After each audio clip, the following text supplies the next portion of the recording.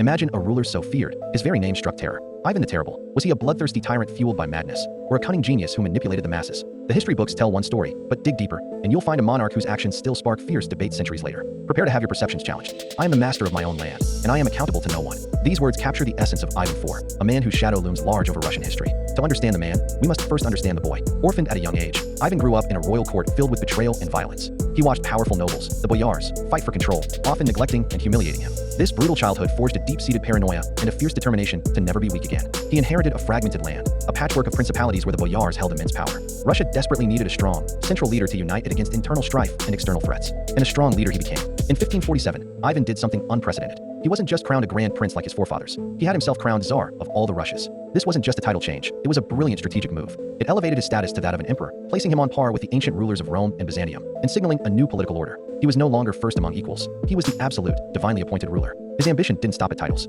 He proved his mettle on the battlefield. The conquest of the Khanate of Kazan was a masterstroke. This decisive military victory not only secured Russia's volatile eastern border, but also served as a powerful symbol of his might, cementing his authority over a multi-ethnic empire. In these early years, Ivan was a reformer. He introduced a new legal code, the Strategist of 1550, and created a more centralized administration, stripping power from the hereditary nobles and laying the groundwork for a stable, modern state. It seemed the brilliant strategist was firmly in control. But then, something shifted. A dark cloud descended over his reign. Following personal tragedies, including the death of his beloved wife Anastasia, Ivan's paranoia spiraled. He created the Opernina, his own private territory within Russia, policed by a terrifying force of black-clad horsemen who rode with a dog's head and a broom attached to their saddles, symbols of their mission to sniff out treason and sweep it away. The Opernina became a state-sponsored instrument of terror. Boyar families were purged, their lands confiscated. Entire cities felt his wrath. The infamous massacre of Novgorod saw tens of thousands slaughtered based on unsubstantiated rumors of treason. Was this madness? A descent into paranoid delusion? Or was it a chillingly calculated political tool? From one perspective, the Opernina was a systematic campaign to crush the old nobility once and for all, eliminating any potential rivals and consolidating his absolute power through fear. It was terror as statecraft, a brutal but effective method of control.